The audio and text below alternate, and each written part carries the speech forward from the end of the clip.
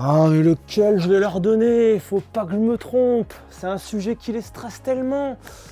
Salut, c'est Greg. Dans cette vidéo, on va aborder un sujet qui doit faire vendre beaucoup de Xanax et de Lexomil, en tout cas beaucoup d'antidépresseurs, et c'est le sujet des pneus. Bien évidemment, un sujet qui va pouvoir amener à beaucoup de débats, mais aujourd'hui, je reçois encore et toujours plein de questions autour des pneus. Quel pneu tu me conseilles? Est-ce que celui-là, il est bien? Qu'est-ce que je dois faire? Ça m'inquiète, je prépare un voyage, aide-moi sur les pneus. Alors, des vidéos dans ce genre-là, il y en a déjà eu, il y en a eu ces derniers mois qui sont sortis, mais si la question continue, c'est qu'il n'y a pas tout qui a été apporté. Alors ce sujet a déjà été traité par exemple par des pilotes, mais on va se mettre d'accord tout de suite, vous et moi, en majorité, nous ne sommes pas des pilotes. En tout cas, pour ma part, je suis un monsieur tout le monde, je fais des choses tout à fait moyennes, donc il y a des choses que les pilotes vont demander à un pneu qui me paraissent carrément être de l'ordre du surnaturel. Et je pense que je vais pas être le seul. Alors pour le coup, si vous êtes un pilote, vous n'avez même pas besoin de regarder cette vidéo puisque vous savez déjà ce que vous mettez comme pneu et ce peu importe votre pratique. Des personnes ont abordé le sujet de manière beaucoup plus technique, mais une fois de plus, monsieur tout le monde n'est pas forcément dans la technique et je pense que la moto c'est quand même de la confiance et du ressenti, donc du feeling, des émotions. Et c'est un peu sur ça que je vais essayer d'axer ma vidéo pour voir si je peux apporter un autre élément de réponse. Alors je vous préviens, ça va être un peu multiple parce qu'il y a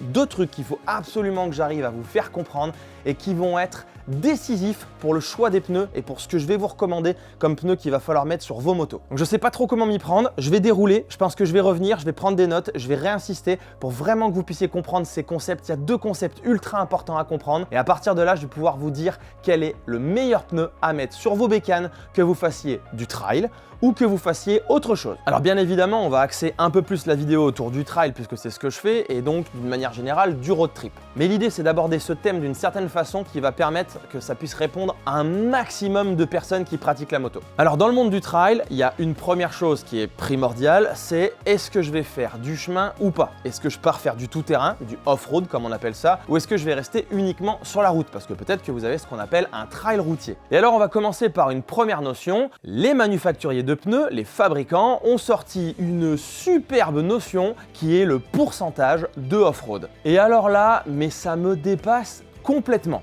Je vous donne un premier exemple. Si vous revenez en arrière sur ma chaîne, il y a un peu plus de 2 ans, et que vous allez trouver la vidéo qu'on avait fait avec Léandre, c'est la première fois qu'on le rencontrait, j'étais avec Tony, il avait son Africa Twin 1000 à l'époque. Moi j'avais ma première T7 et Léandre nous a fait notre première initiation au off-road, c'était notre première fois dans les chemins. Sauf que Tony avait des pneus neufs à l'époque, qui n'étaient pas des pneus tout-terrain, et il a demandé à Léandre que faire. La grosse inquiétude, c'était que d'après le constructeur du pneu, ce pneu était 10% off-road. C'est bon là, on éclate tous de rire ou qu'est-ce que ça veut dire 10% off-road?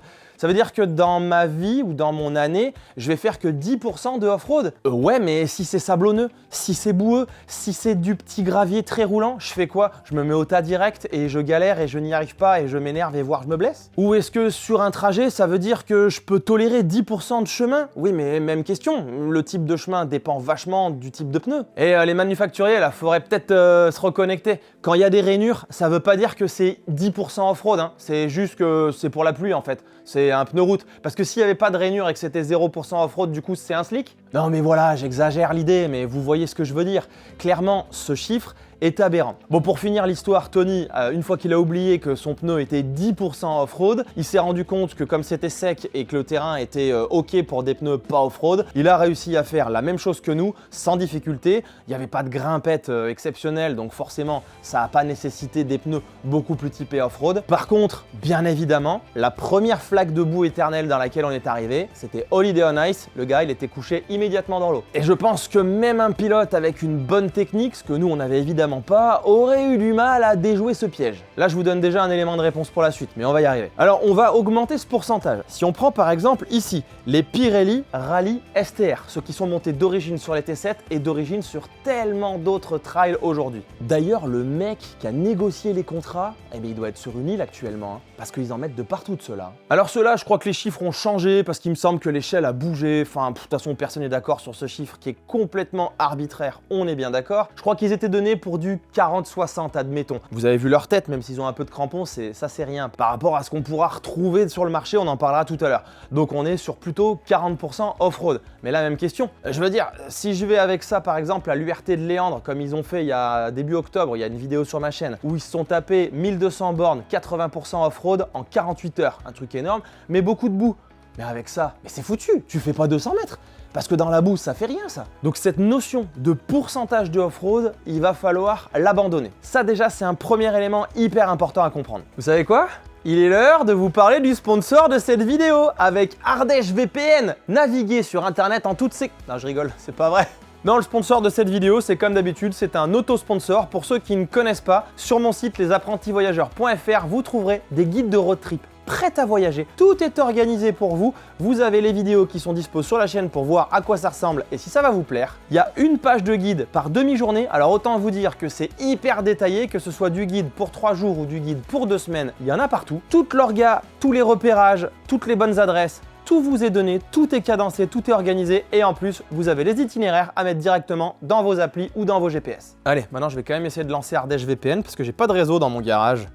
Mais le vrai élément que je veux vous apporter et qui pour moi va peut-être vous faire évoluer sur le sujet si vous n'avez pas eu vos réponses dans les vidéos qui ont déjà traité ce sujet, c'est pas compliqué.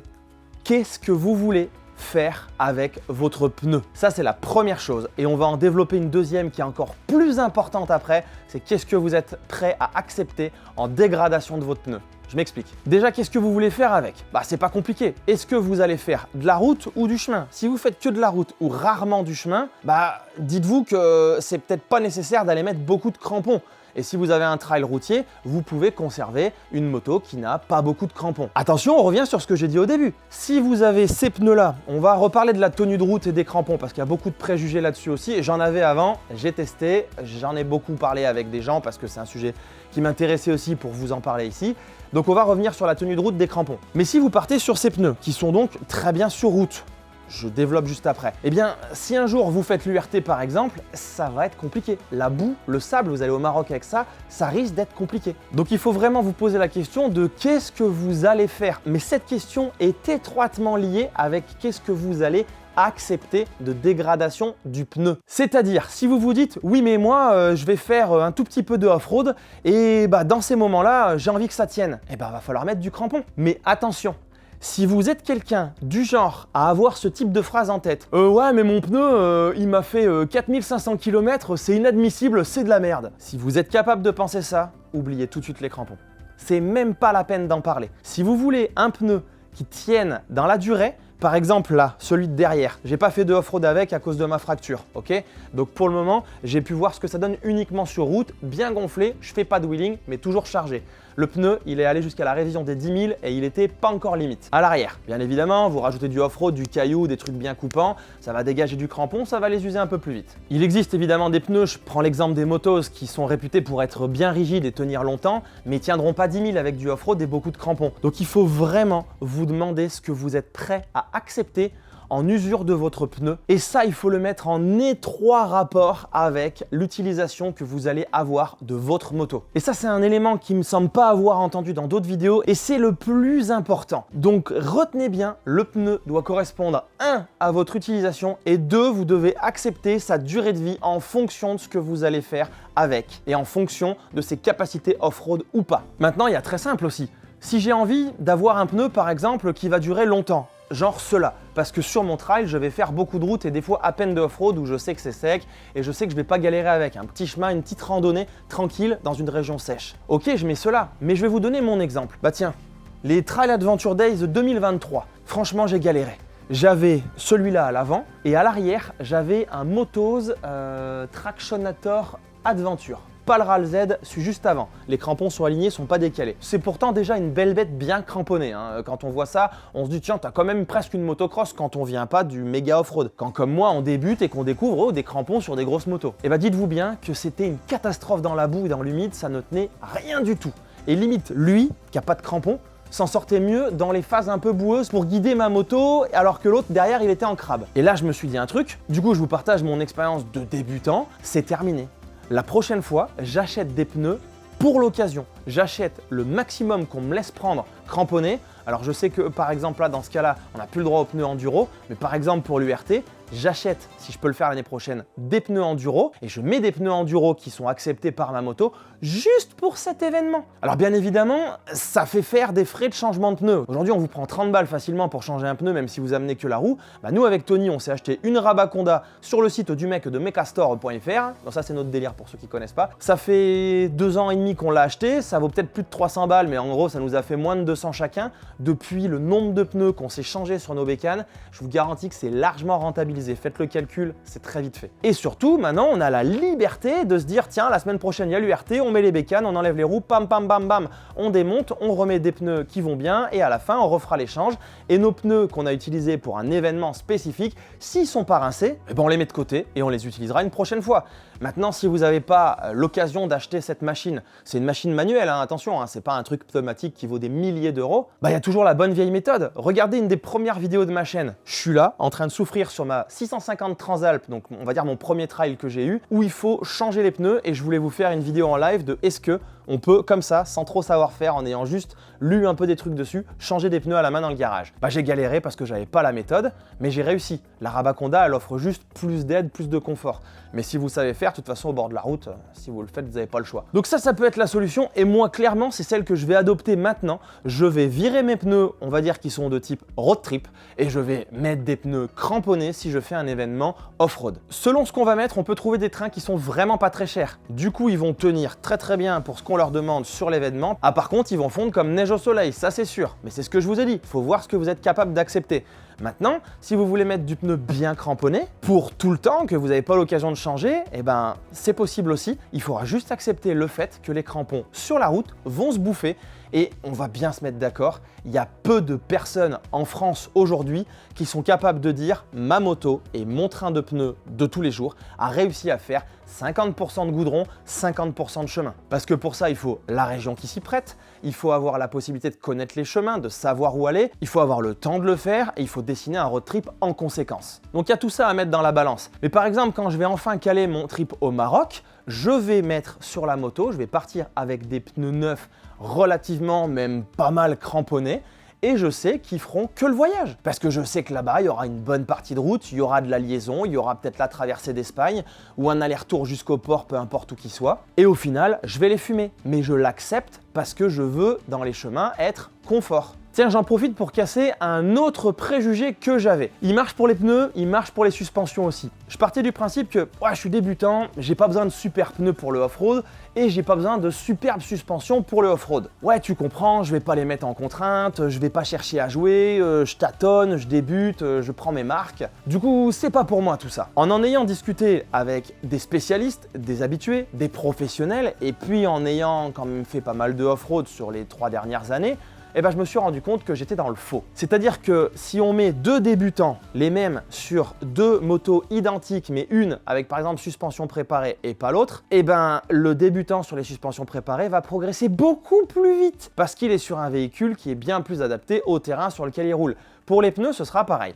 Si vous faites juste de la balade, tranquille, ou que voilà, comme j'ai fait sur des vidéos, vous allez vous faire la Sietta, vous allez voir ces paysages magnifiques dans les montagnes italiennes, sur le Trans-Euro-Trail italien par exemple, et que vous êtes là pour respecter, pas pour saccager les chemins, vous savez qu'il y a des randonneurs, qu'il y a des cyclistes, peut-être même des fois des cavaliers, et que vous êtes clairement pas là pour faire un chrono, ce genre de pneu suffit largement pour un débutant ou même pour un confirmé. Par contre, si vous êtes sur des chemins où vous savez que vous pouvez attaquer un peu plus, qu'il y a des chances que vous vous sentiez à l'aise et que vous puissiez essayer d'augmenter le rythme avec ça à l'avant, ça tiendra pas. Les rares fois où je me suis dit c'est bon, j'ai fait 100 km de off-road, ça y est, je suis un grand pilote, allez vas-y, je vais mettre un peu d'angle dans le prochain virage. Bah la roue avant, elle m'a dit qu'une seule chose, c'est salut bonhomme, par miracle.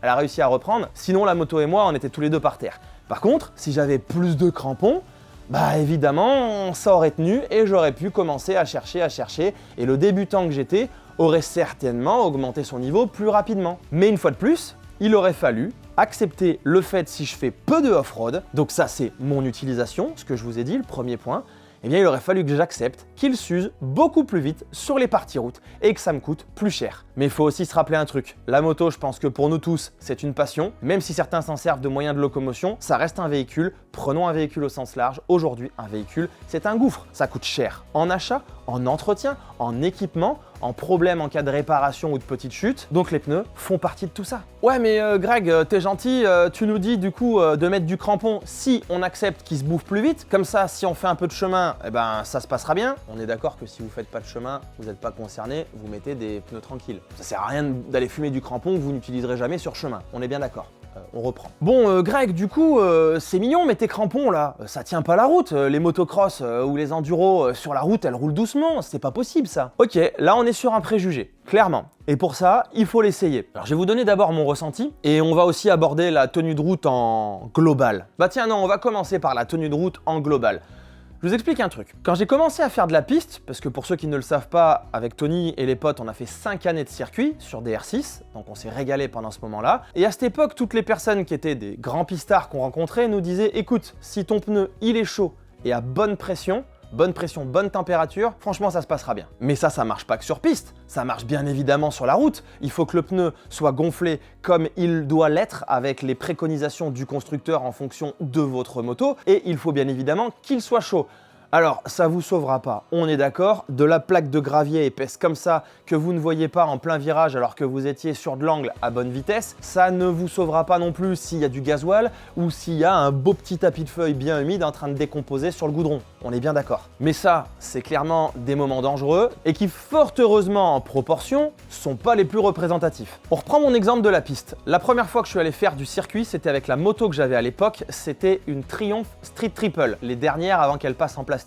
Oups, j'ai rien dit. Je sais pas pour quelle raison, ça m'amusait, à l'époque je mettais des pneus, c'était des Pirelli qui s'appelaient les Angel Street. Je sais pas si vous vous souvenez, je sais même pas s'ils se font encore, c'est ceux où au bout de 666 km, il y avait un petit ange qui était légèrement gravé dans le pneu, qui disparaissait et après il devenait des diables. Voilà, bon c'était pour le délire. En tout cas, ces pneus m'allaient très bien, j'arrivais à les avoir, je crois qu'ils étaient bien placés en tarif et j'avais confiance. Ça, on va y revenir aussi, la confiance. Quand je suis allé faire du circuit, c'est ce que j'avais dessus. J'ai bien évidemment pas mis des pneus circuit. Alors là, on est typiquement dans l'utilisation. Hein. J'étais pas forcément sur des pneus qu'il fallait pour aller faire de la piste, sauf que j'étais gros débutant, c'était la première fois de ma vie. Donc on est d'accord que c'était pas là que j'allais claquer un chrono et mettre des contraintes pas possibles dessus. Je suis sur du goudron, en bon état, avec des pneus qui allaient être chauds et à bonne pression. Et devinez quoi, ils n'ont jamais bougé, j'ai jamais rien senti glisser. J'ai mis 2-1, 1-9 comme on disait toujours sur piste. J'ai fait les 3 tours de chauffe qu'on m'a demandé de faire et ensuite j'ai commencé à y aller. Je peux vous garantir que toute la journée c'était slider dans tous les sens et la moto n'a jamais bronché. Pour autant, c'était même pas des Super Corsa et compagnie tendre, c'est du pneu qui est quand même vachement rigide. Je crois qu'à l'époque sur une Street Triple, je faisais bien 8000 km avec. Et j'étais pas dans les plus lents des débutants, je pense même que j'étais prêt à pouvoir frôler les moyens. C'est d'ailleurs la raison pour laquelle j'ai dit stop, j'y retournerai plus jamais avec cette moto et qu'ensuite on s'est mis à la piste en achetant des motos faites pour. Là on est passé en pneu piste et fin de l'histoire. Si on applique ça sur notre trail et qu'on revient donc aux préjugés qu'on avait de ce qui est nouveau quand on vient pas du off-road, c'est tu mets des crampons, ça va pas sur route, ça tiendra pas. Eh ben je prends un exemple. Le premier exemple que j'ai eu, c'est quand je me suis remonté ma Suzuki 650 DR. Il y a 4 vidéos de restauration si vous voulez aller voir sur ma chaîne si vous connaissez pas, c'était assez fun. Elle était recouverte de béton, elle était dégueulasse, j'avais acheté ça 400 balles et j'en ai fait un petit bijou, ça fait 2 ans, j'ai dû la vendre mais ça fait 2 ans qu'elle fait le Green Rally, on la voit dans des vidéos. Franchement, elle était sympa cette bécane. Et quand il a fallu changer les pneus qui étaient en béton armé et qui étaient bétonnés aussi, parce que le mec avait fait du béton par-dessus, bref, j'ai demandé au mec de Mecastor, il m'a dit écoute, en ce moment j'ai du Mitas à bon prix, j'ai du stock, parce que c'était la période où les stocks de pneus c'était compliqué à avoir. Il m'a dit je te conseille un E09 à l'arrière, donc relativement cramponné, et à l'avant on va mettre un équivalent plus cramponné, le E13 qui est plus cramponné sur les bords. Quand j'ai vu arriver les pneus, ah ouais, il y avait du crampon, j'avais jamais mis ça avant parce que la seule chose que j'avais cramponné dans le garage, c'est ma première T7 qui avait cela d'origine. Je finis ma restauration et direct, on part faire une hivernale avec l'équipe de Vide Motard. Sauf que c'était en Haute-Loire, fallait traverser l'Ardèche et le fameux col de la Chavade. Pour ceux qui connaissent, c'est une montée avec que des virages sur 25 km. En gros, c'est à peu près ça. Sauf que moi, donc j'avais des pneus neufs et j'avais des pneus qui étaient franchement cramponnés. Et j'avais peur que ça tienne pas. En plus, ils sont fins. J'étais en quoi? Même pas 140. Je suis même pas sûr là-dessus. C'était...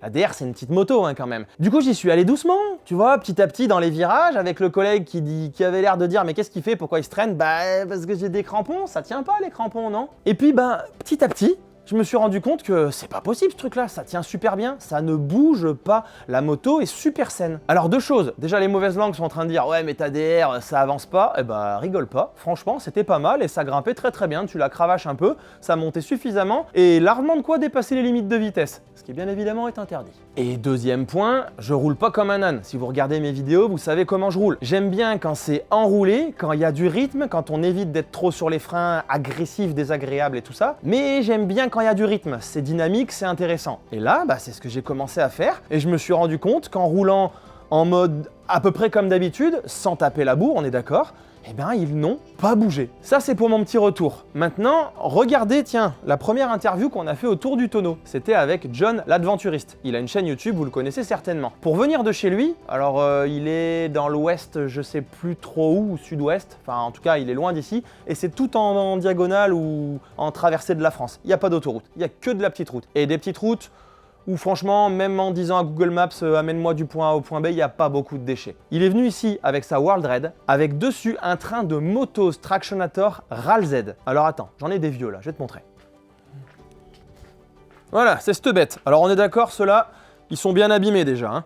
Ils sont bien entamés, mais c'est ceux-là, et quand ils sont neufs, je vous garantis qu'il y a du crampon, hein. Franchement, ça commence à être intéressant. Enfin, il y a plein de mecs qui vont au Maroc avec ça et qui s'en sortent très bien. Eh bien, ce qu'il m'a dit, c'est qu'il a bien tartiné pour venir jusqu'à chez moi. D'ailleurs, le timing le montre, hein. Google était un peu en retard sur la prévision et il n'a jamais eu aucune frayeur dessus. Et ce retour, on l'a sur beaucoup d'autres types de pneus. Je veux dire, quand j'ai pris la Harley Davidson qu'SW Motech m'avait prêté, il y a une vidéo dessus, c'est quand avec Tony, on a testé mon guide de road trip en Ardèche. Bah, je vous invite à aller voir la vidéo. Enfin, la Harley, elle fait quoi? 140, 150 chevaux. Le moteur, c'est un 1200 bicylindre. Autant vous dire que ça watt fort. Il y a tous les modes. J'aimais bien essayer le mode sport pour voir à quoi elle ressemblait. Et l'Ardèche, ça tourne dans tous les sens. Dessus, il y avait des Anaki Wild. Et ben, à part sur le mouillé, d'ailleurs, on va parler de la tenue de route du mouillé juste après. À part sur le mouillé, bah, ça n'a jamais bougé. Et ça a toujours tenu la route et je ne me suis jamais senti en danger. Mais si vous faites le tour de vos connaissances qui pratiquent le off-road avec des gros trails et qui font de la route avec, je pense que vous aurez le même son de cloche. Alors on se met bien d'accord. On a toujours quelqu'un qui va nous dire « Oh mais ce pneu-là il tient pas !» Alors vous en êtes super content. Mais quand vous voyez comment le gars il roule,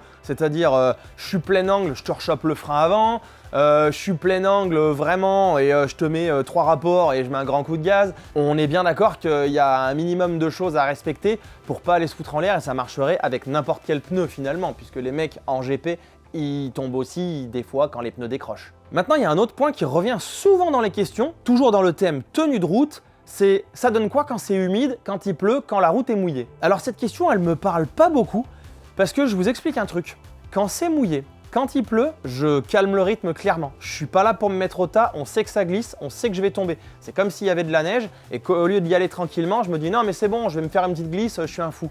Non, tu maîtrises rien du tout. Si t'as pas les équipements adéquats, tu maîtrises rien du tout. Et vu la route qu'on fait, et vu que la pluie, c'est pas ce qu'on va chercher, on va chercher le beau temps, les beaux paysages. Donc quand il pleut, bah c'est pas de bol, on fait avec. Mais du coup, c'est pas là où je vais essayer de mettre du rythme et de me régaler. Je dis pas que je deviens un papy non plus. Je vais vous expliquer, parce que j'ai fait des tests sur différents pneus sous la pluie, mais je vais pas non plus avoir le même rythme que d'habitude dont je vous ai parlé tout à l'heure quand c'est bien enroulé. Et pour ceux qui font des trajets quotidiens avec leur bécane, donc sous la pluie, vous êtes certainement là pour aller au boulot et pas pour faire un chrono. Donc s'il pleut, bah pas de bol, on verra demain quand ce sera sec pour se faire un peu plaisir sur le trajet. Mais pour autant, un pneu, si on conduit correctement, comme je vous l'ai dit tout à l'heure, pas comme un âne, pas brusquement, bah ça va tenir sur l'humide. On reprend l'exemple de la piste. Quand on réservait des journées de piste, évidemment, on savait pas la météo à l'avance. Aussi bien, il allait pleuvoir. Sauf qu'on a payé, souvent réservé le box, bah on y allait quand même. Par contre, moi, je roulais pas. C'est bon, c'était une passion, c'était un plaisir, c'était un loisir. Aller se faire rincer, prendre le risque de tomber, peut-être se blesser et qu'il m'arrive un truc, par exemple comme ça, ou plus grave, ou même moins grave,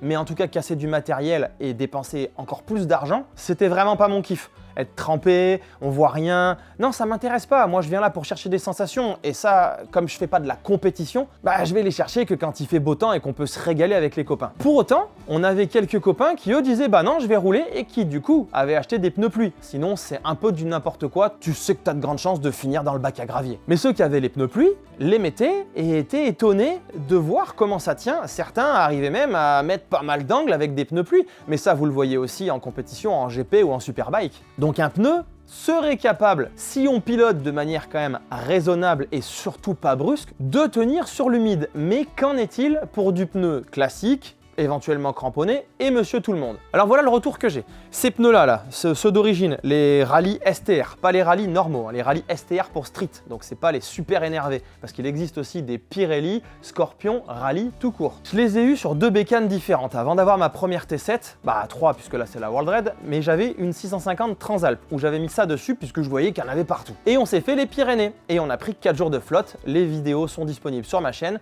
Si vous voulez voir à quoi ressemblent les Pyrénées, j'ai un guide dessus. Je vous laisse aller jeter un œil, c'est dans les débuts de ma chaîne. Et bah vous allez voir que personne n'est tombé.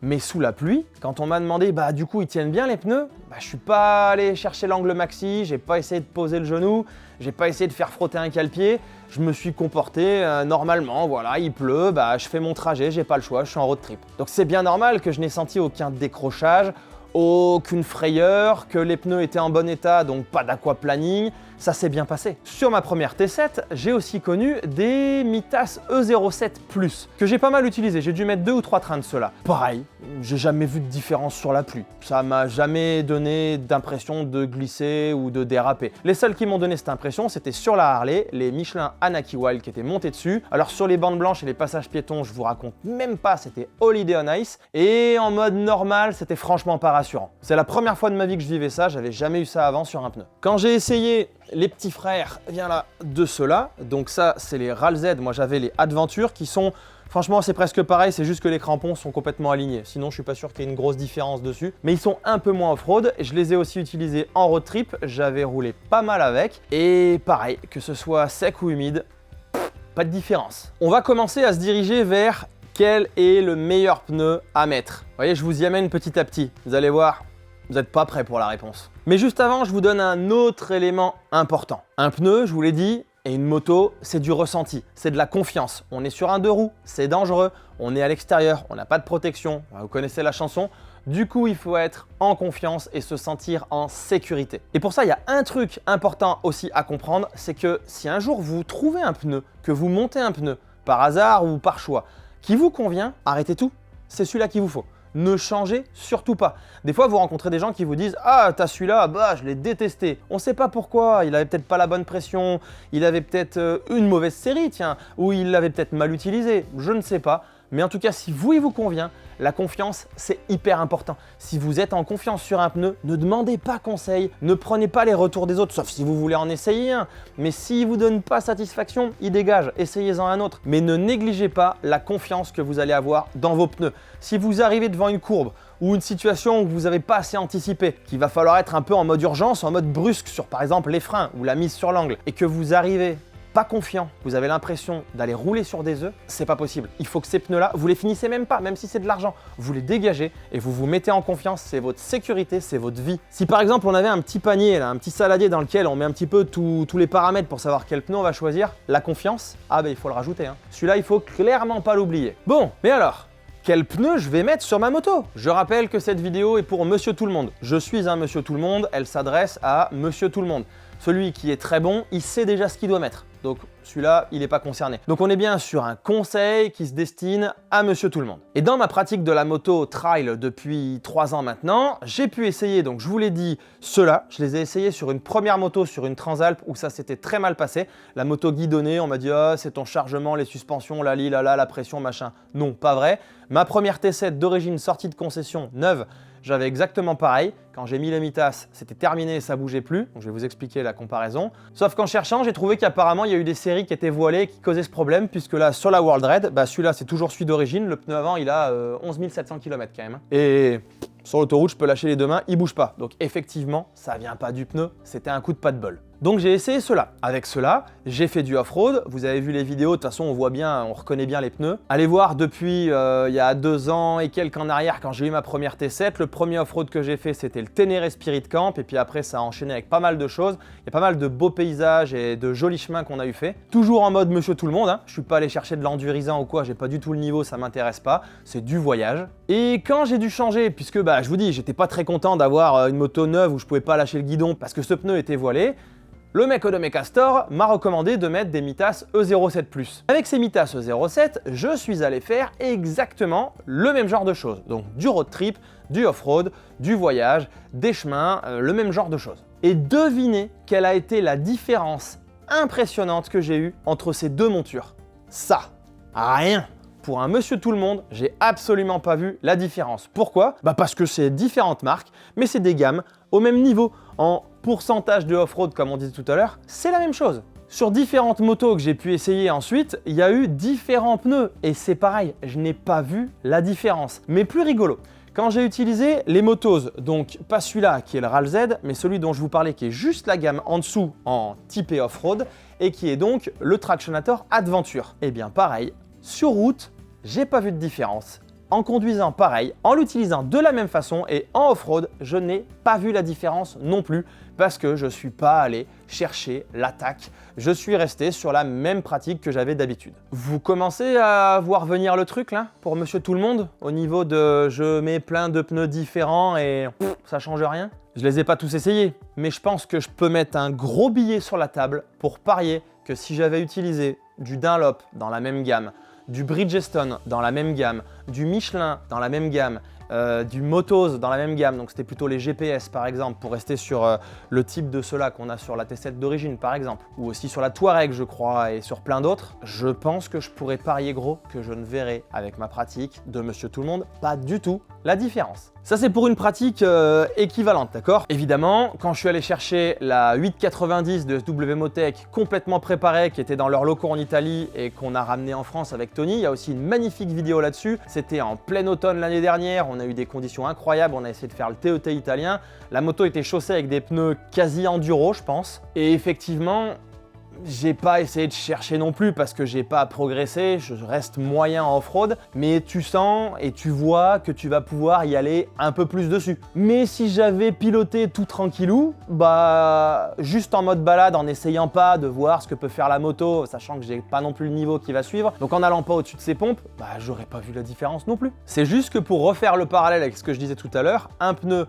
pour une utilisation, eh bien ce genre de pneu bien plus cramponné aurait pu largement m'amener dans des chemins assez énervés et m'aurait bien aidé à franchir ça avec mon niveau de débutant. Tout en acceptant le deuxième paramètre, je vous le rappelle, qu'il s'use très vite sur route. Par exemple, sur la dernière portion pour rentrer de là-bas, on a quitté Bardonecchia en Italie, donc au pied du Jafro et compagnie si vous connaissez. Il était début de soirée je crois, ou vraiment toute fin d'après-midi en automne, donc avec changement d'horaire et compagnie.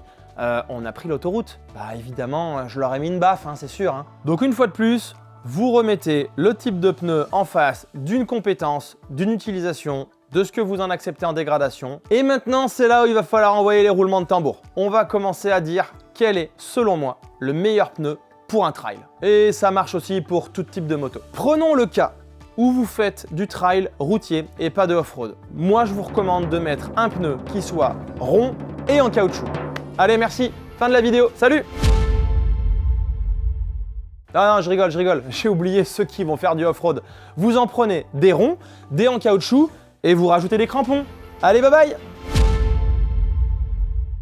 Oui, bon, ça va, on peut rigoler un petit peu. Honnêtement, j'adore faire cette réponse un peu provoque parce que, vous l'avez compris si vous regardez la vidéo depuis le début, il y a quand même du vrai là-dedans. Si vous n'êtes pas en train de vouloir chercher des appuis comme un goré dans tous les sens, que ce soit sur route, ce qui va vite être compliqué sur route ouverte, ou que ce soit dans les chemins, qui peut aussi être compliqué quand on veut partager les chemins, et essayer d'amener une bonne image de la moto qui aujourd'hui est en chute libre, et qu'en plus vous êtes un monsieur tout le monde, honnêtement, je crois que la réponse, elle est plutôt là-dedans. Vous prenez pas la tête avec les pneus. Je vous l'ai dit, j'en ai essayé plein de différents pour du monsieur tout le monde qui fait du road trip avec un peu de chemin, sur des marques différentes et même des fois sur des cramponnages différents. J'ai pas vu la différence. Maintenant, vous voulez être meilleur. Alors sur route, on n'en parle pas parce que ceux-là sur route, ils tiennent extrêmement bien. Je les ai jamais sentis bouger, même en mettant pas mal de rythme. Et des fois en me disant calme-toi Coco, il s'agirait pas d'aller s'en coller une par un excès de confiance. Donc sur route, ça pose pas de problème. Mais si vous voulez commencer à aller attaquer dans les chemins, rajoutez du crampon dans ce cas-là. Et on va rejoindre ce que je vous ai dit, ils s'useront plus vite sur route. Mais c'est comme ça, c'est la vie, c'est le jeu, il n'y a pas le choix. Honnêtement, le meilleur pneu, il n'existe pas. Je pense qu'il faut pas écouter la personne qui te dit tu mets celui-là il est parfait ou tu mets celui-là il est parfait. Il n'y a pas de pneu parfait. Chacun conduit différemment, chacun a une bécane différente. Pas tout le monde fait attention drastiquement à sa pression de pneus. On charge pas nos bécanes pareil, certains font du duo. On n'a pas les mêmes routes, on roule pas aux mêmes saisons. Tant de paramètres qui font que quand on est monsieur tout le monde, ça sert à rien de se mettre la pression, enfin si dans le pneu, hein, mais pas dans la tête. Bah dans le verre aussi ça peut être pas mal. Ne vous prenez pas la tête avec les pneus. Pour moi et des essais que j'ai pu faire sur différentes bécanes qu'on m'a eu prêtées, ou depuis que je fais de la moto, depuis maintenant bientôt 20 ans, si vous mettez une marque connue, avec un modèle connu, que vous voyez monter à gauche à droite, et qu'on n'a pas entendu dire que c'était une vraie savonnette, il n'y aura aucun souci. Moi, je suis pas pro Pirelli, ou pro Motos, ou pro Mitas, ou je m'en fiche. Demain, si je dois changer les pneus et qu'on me dit j'ai ça en stock, j'en ai entendu parler. Ouais, vas-y, mais on verra, on va essayer. En revanche, comme je vous l'ai dit, si l'année prochaine, je vais faire l'URT, je sais pas trop encore lesquels je vais prendre, mais je vais prendre des pneus enduro. J'hésite entre deux modèles, je vais appeler le mec de Mecastor, je vais lui dire qu'est-ce que t'as pas trop cher, bim, on met ça, terminé. Vous savez ce que vous faites? Vous allez sur internet et vous allez sur machinpneu.com. Bah, je dis pas de nom parce qu'on va dire que je suis sponsorisé et contrairement à d'autres, je suis absolument pas sponsorisé pour les pneus. Donc machinpneu.com, ça doit être très bien. Vous allez sur le site de machinpneu.com et vous faites une recherche dans votre taille de pneu de ce qu'il existe au niveau cramponnage, un peu off-road, vous regardez ce qu'il y a. Et il y a des étoiles. Donc vous prenez le plus gros site machinpneu.com, celui où il y a le plus d'étoiles et le plus de commandes et le plus de notes clients. Franchement, si tout le monde l'apprécie, bah il n'y a pas lieu de se tromper. Mais une fois de plus, faut pas que ce soit une question de stress. J'ai des gens qui me disent je vais partir dans tel road trip, mais des fois un road trip même routier, hein, ou un truc tout à fait tranquille. Le gars me dit pas tiens je vais aller jusqu'en Mongolie ou je vais aller me faire le Sahara, tu vois. Et le gars me dit qu'est-ce que je dois mettre comme pneu pour ce road trip. Et c'est là où j'espère qu'après avoir vu cette vidéo, il va se dire ok, en fait je m'en fous. Je vais mettre des pneus en bon état, récents, pas trop vieux, pas cuits, bien gonflés, qui correspondent à l'utilisation que je vais faire. Crampons ou pas, bah, ça dépend si j'accepte de les fumer plus vite ou pas. Et puis bah, je vais en mettre des réputés, des connus et un nom qu'on entend parler un petit peu autour de nous. Voilà, c'est tout. Je vais pas aller essayer une vieille chinoiserie ou un truc comme ça. Même s'il y en a peut-être des très bons, hein. Je sais qu'il y en a qui commencent à sortir. Mais qui vivra verra, comme on dit. Donc pour le moment, moi, j'ai pas envie de faire le test. Hein, comme je vous ai dit, c'est de la confiance. Faut surtout pas que j'ai en tête le « Ah mais t'es sûr qu'il est bien celui-là, il vient de sortir, on les connaît pas. » Non, non, non, ça c'est mort. Tu vois, par exemple, Motos, quand ça a commencé à être la mode, j'en voulais pas. Psychologiquement parce que je connaissais pas. Quand j'ai commencé à en entendre parler par tout le monde et que j'ai vu ce que faisaient certaines personnes avec, je me suis dit ok, feu, j'ai confiance, j'y vais, je les prends. Vous voyez, c'est aussi simple que ça. Ça sert à rien de se prendre la tête sur le sujet. Voilà, je pense que je peux pas vous en dire plus sur le sujet pneus. J'espère que cette nouvelle approche va vous aider parce que je vous donne pas un modèle en particulier, ça va peut-être pas plaire à certains, mais il n'y a pas de modèle en particulier. C'est comme quelle est la meilleure moto, quel est le meilleur trail, il n'y en a pas. Tous les trails sont bons, il n'y a pas de mauvaises motos ou peu de mauvaises motos, ça doit se compter sur les doigts d'une main. Sur les pneus, je pense que c'est pareil. Il y a des motos et des pneus qui correspondent à des personnes, à des utilisations, à des feelings, à des ressentis, à des choses qui sont personnelles. Et dans le cas du pneu, je vous le redis, utilisation, ce que j'accepte comme usure, je mets ça ensemble et par contre sur un modèle défini, je me casse pas la tête, j'essaye, je prends ce qu'il y a, si c'est connu, ce sera pas mauvais. Alors n'hésitez pas à me dire ce que vous pensez de cette démonstration, n'hésitez pas à me dire si ça va permettre, parce que l'idée c'est ça, c'est de vous tranquilliser au niveau du sujet pneus. Si vous prévoyez un road trip comme ci ou comme ça, par exemple si vous allez, je sais pas, aller au Maroc, bah vous vous dites ok je vais mettre quoi comme pneu, mettez du crampon, vous le boufferez sur les parties routes, mais mettez du crampon, vous serez tranquille dans les chemins et vous serez tranquille dans le sable. Oui, aussi bien vous allez le fumer en juste ce trajet, vous ferez 5000 bornes et il sera mort. C'est pas grave, dites-vous bien que vous n'aurez pas galéré, que vous aurez eu du plaisir avec, que vous aurez été tranquille dans votre tête. Après si vous voulez partir avec du moins cramponné et moins le fumer, faudra accepter quand vous serez dans les dunes ou dans les chemins compliqués de galérer par exemple. Il faudra aussi savoir gérer la pression, un autre paramètre qui vient avec, savoir dégonfler dans les chemins. Et si vous faites que de la route, vous posez même pas la question. Il y a ça d'origine dessus. Eh ben remettez ça d'origine, ça tient, c'est vendu, c'est pas du mauvais pneu, on remet pareil. Et puis si un jour vous avez l'occasion de mettre autre chose, mais à tester autre chose. Alors n'hésitez pas à me dire ce que vous en pensez, quel est votre avis sur le sujet, parce que je pense qu'on a tous différentes approches. Moi je voulais faire l'approche Monsieur Tout le Monde, j'espère qu'elle est réussie, et je vous donne rendez-vous dans la prochaine vidéo où on va parler d'un autre sujet autour de la préparation du road trip. À bientôt!